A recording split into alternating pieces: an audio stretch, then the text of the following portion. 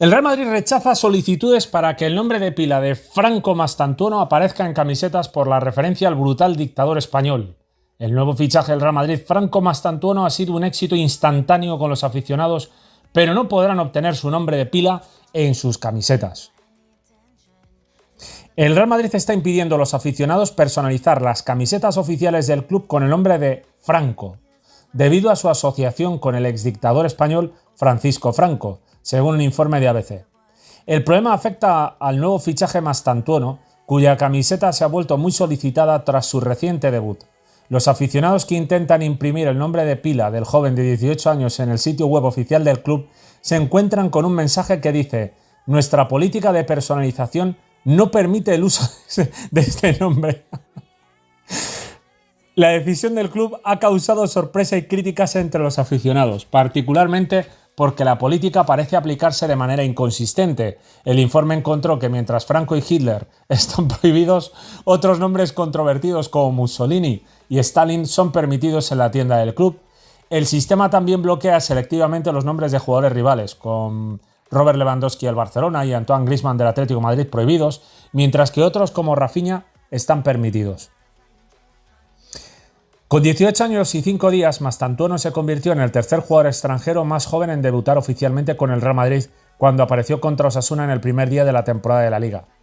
Durante su aparición de 30 minutos se escuchó a los aficionados en el Bernabéu coreando «Franco, Franco, Franco». Parece con esta medida que en el realísimo se avergüenzan de su historia. Se avergüenzan de su historia y hay que decir las cosas tal como son. Francisco Franco, el caudillo español, ha sido clave precisamente en el robo de un jugador como es el caso de Alfredo Di Stéfano, argentino y traído precisamente desde River, como Mastantuono, cambiando la historia del fútbol, porque como bien sabrá cualquiera que conozca un poco la historia del fútbol español, ya están ahí los documentos que hemos mostrado en otros vídeos hace tiempo, de cómo el Barça y River Plate habían cerrado totalmente el traspaso de Alfredo Di Stéfano al Barcelona, además de que Alfredo Di Stéfano viajó desde América hasta España rumbo a Barcelona, no rumbo a Madrid. Pero se encontró de la noche a la mañana vestido de blanco. Esa entre los muchos episodios, ¿no? Entre los muchos episodios que existen de las ayudas y aportes, contribuciones de Francisco Franco a su queridísimo Real Madrid. Ya se ha comentado y lo conocemos todos los que, repito, nos hemos informado un poquito tan solo hay que informarse un poco, o sea, que en determinada época Franco, el caudillo, el dictador en España, decidió que como España no era muy protagonista del panorama europeo, pues podía a través del deporte tener con el fútbol y con el baloncesto fundamentalmente, pues una manera de destacarse y había que escoger un símbolo, y este símbolo es el Real Madrid. Estamos hablando de la década de los 50. No hace falta ser muy listo, tan solo tienes que revisar el palmarés de dónde estaba antes el Real Madrid, que no existía, a cómo de repente con el robo de Di Stéfano y la creación de la Copa Europa, que recordemos, la creó precisamente el Real Madrid, la creó Santiago Bernabéu, la Copa de Europa, la crearon nada más fichar a Di Stéfano, nada más robar a Di Stéfano, porque hombre, yo solo lo puedo considerar un robo, es decir, si tenemos en cuenta que están los documentos oficiales que nos muestran el acuerdo entre Barça y River Plate, el jugador es del Barça. El jugador ha fichado por el Barça y punto. Que de la noche a la mañana aparezca jugando con el Real Madrid, yo creo que solo puede ser considerado como un robo deportivo. A eso me refiero con robo. No vayan a enfadarse, hombre. No vayan a enfadarse. Bueno, está eso. Está el robo deportivo del fichaje de Di Stéfano.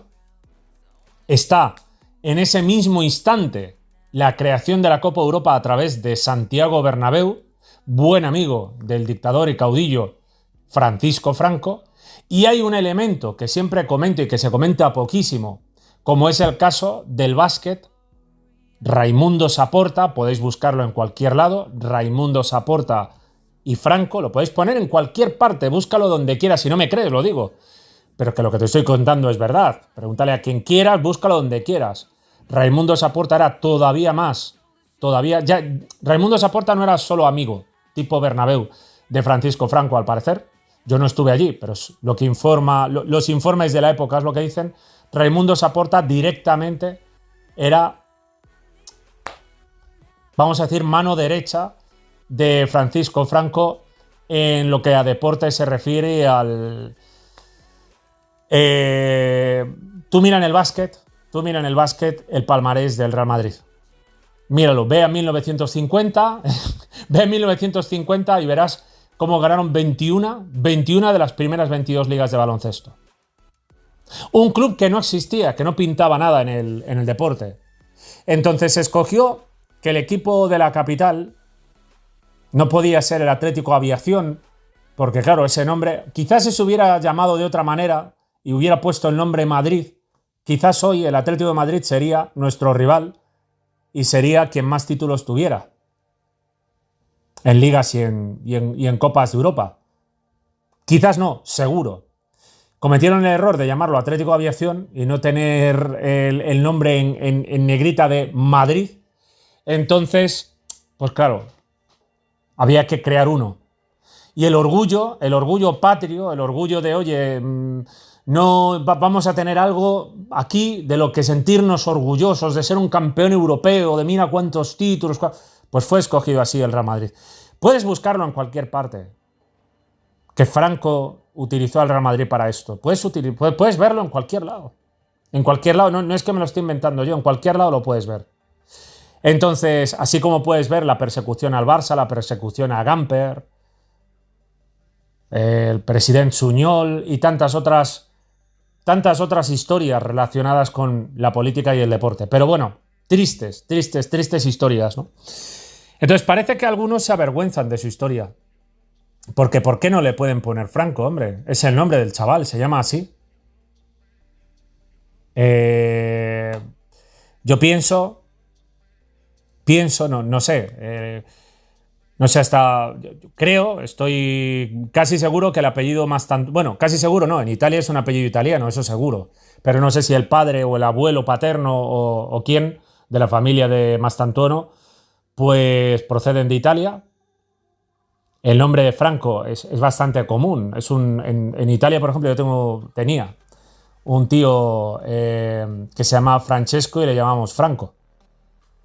Se utiliza mucho allí el nombre. Entonces no pueden llamar al chaval por su nombre, no le pueden llamar Franco, porque os avergonzáis de vuestro pasado. Pues hombre, es un problema vuestro. El problema precisamente está la confirmación de los hechos. Si el Real Madrid no tuviera miedo a que se le vincule con Franco, podría perfectamente dejar al chaval... Bueno, dejar al chaval no, dejar a la gente que quiera pues poner ese nombre en la camiseta. Pero no lo hacen, ¿por qué? Pues porque saben perfectamente el vínculo existente entre su historia turbia deportiva, tanto en fútbol como en básquet, como club, porque son un club de 3 secciones, fútbol masculino, básquet masculino y un fútbol femenino que, bueno, convirtieron un club que era el Tacón en el Real Madrid. Entonces, esa es su historia. Y como crearon un par de secciones, y las 2 secciones están vinculadas directamente al régimen franquista a través de Santiago Bernabéu y especialmente a través de Raimundo Saporta, pues, hombre, claro, ponerle Franco a las... llenar el Bernabéu. Imagínate que Mastantuono al final se convierte en algo más que una promesa, en una realidad, en un jugador tipo Lamine, y llenas el Bernabéu de camisetas de Franco. Pues claro, no quedaría bien, ¿verdad? No quedaría bien que... A mí, sin embargo, pero fíjate, muchos de estos, es lo de siempre, el principio de transposición de Goebbels.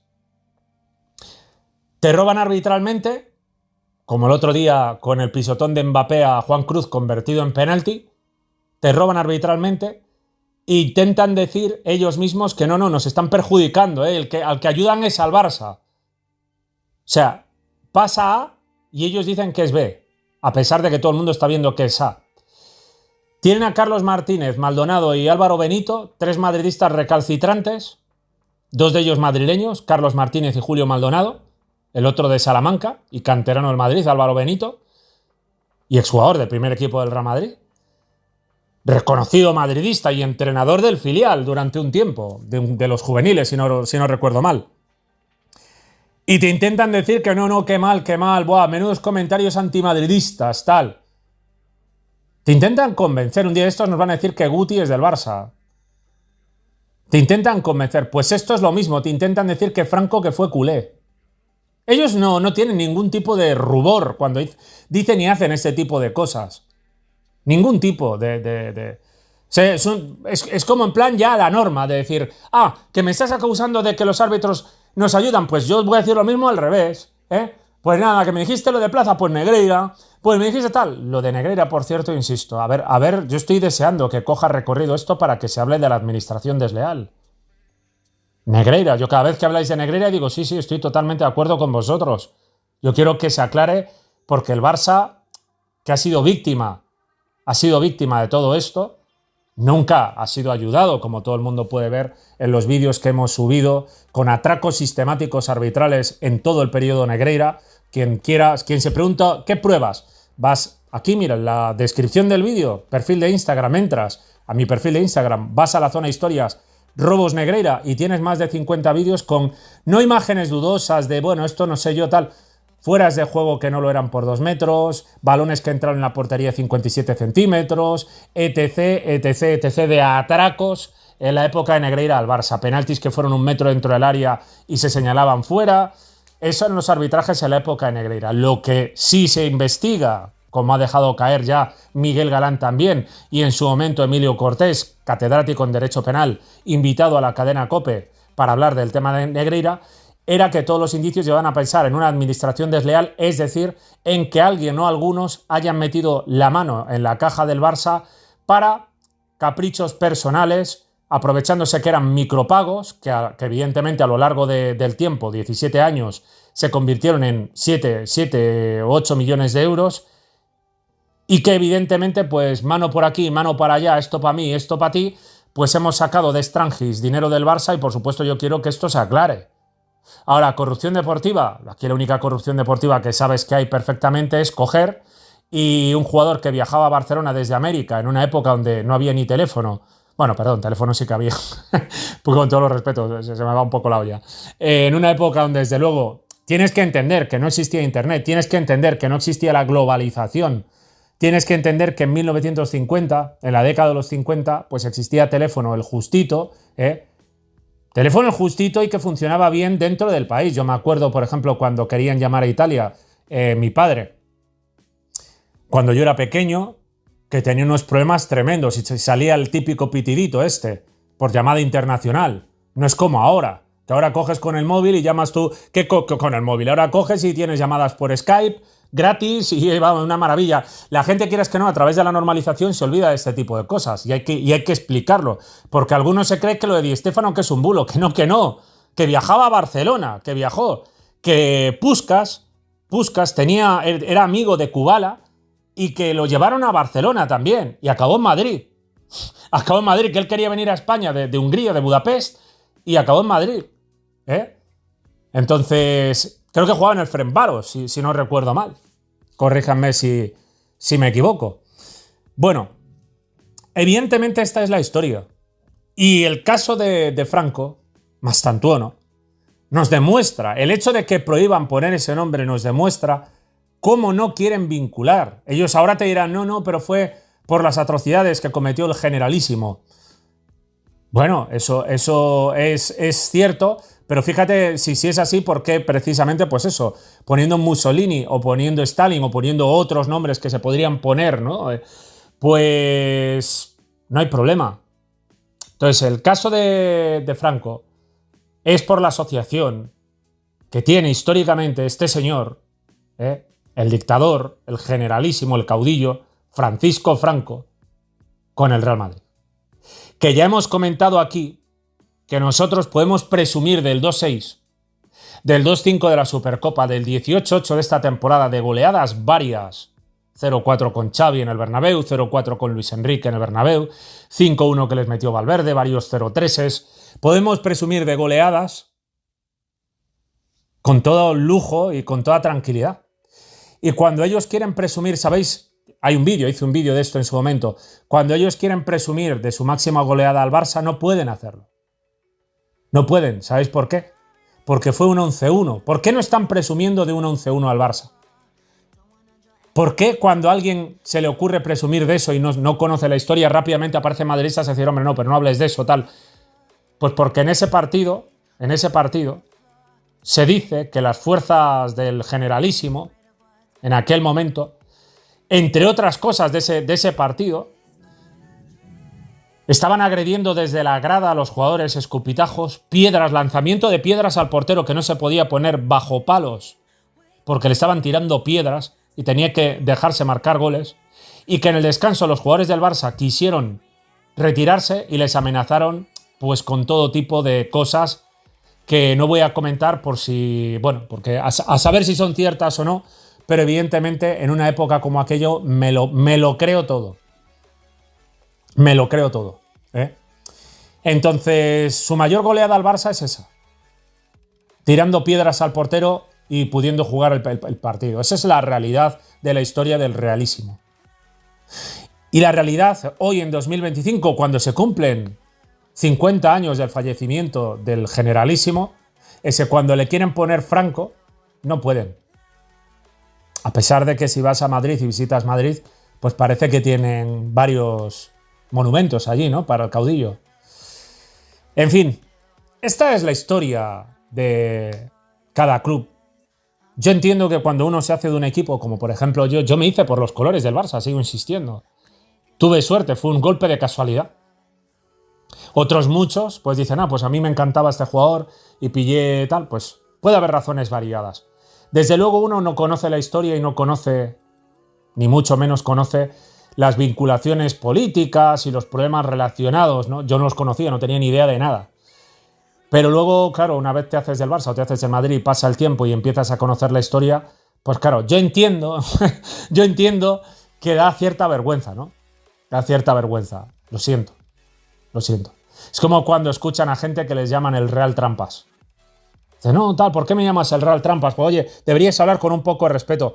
Tenéis que entender que mucha gente no lo hace por falta de respeto, sino porque está ya normalizado en España desde hace muchísimos años que se le llama así al Real Madrid, y que esta manera de llamarlo obedece a múltiples ayudas arbitrales, múltiples y datos y acontecimientos evidentes que estamos viendo, como el control de los medios de comunicación, donde vemos pues audios de Florentino en 2007 y 2012 hablando de controlar el Marca, la 1, de acabar con el Rondo, de imponer un programa madridista de Ferreras, de que finalmente fue lo que sucedió, quitaron el Rondo y pusieron ya sabéis lo que. Y también de montar hordas en las redes sociales, ¿no? Para que ya no se vayan de rositas. Entonces, cuando tenemos estos elementos y vemos que estáis desestabilizando a través de los medios de comunicación y vemos que un pisotón de Mbappé al tobillo de Juan Cruz se convierte en un penalti a favor del Madrid, vemos que Mbappé en un año ha tirado más penaltis que Lewandowski en 3 años, pues hombre, tienes que comprender que mucha gente te llama Real Trampas no para insultarte, sino porque es lo que se ve. Es lo que se ve. Y cuando tú prohíbes que la gente se ponga el nombre de Franco en la camiseta porque te da miedo que Mastantuono brille y termine el Bernabéu lleno no de camisetas de Lamine o de Messi o de Pedri o de tal, sino del nombre de Franco tan vinculado a tu historia, pues hombre, ahí ya lo estás dejando todo muy clarito lo que es. Historia que hiciste, historia por hacer, efectivamente. En algún momento podríais disculparos y pedir perdón. Yo os animaría a eso. Si os sentís avergonzados de vuestra historia, podéis avergonzaros e incluso renunciar a las ligas de la época de Plaza, que es lo que deberíais hacer. Renunciar a todas y cada una de los títulos ganados en la época de Plaza, o directamente, qué decir de las Copas de Europa ganadas, nada más robar a Di Stéfano y creadas inmediatamente. Di Stéfano ganó, si no me equivoco, 5 de las primeras 6 y 8 ligas. Podríais, por ejemplo, renunciar a ellas, decir, no, la verdad que no nos sentimos orgullosos de esto. Consideramos que es una trampa, que un jugador que iba a acabar con Kubala en el Barça en una época donde la táctica no tenía demasiada historia y predominaba el talento individual, el fútbol no estaba profesionalizado como hoy, si tú tenías a jugadores como Di Stéfano y Kubala, eras imparable. Pues renunciamos a estos títulos porque consideramos que esta parte de la historia no nos gusta y bla, bla, bla. Y podéis, por ejemplo, empezar a contabilizar desde 1990 que acaba la época de Plaza. Después de las 5 ligas aquellas y tal.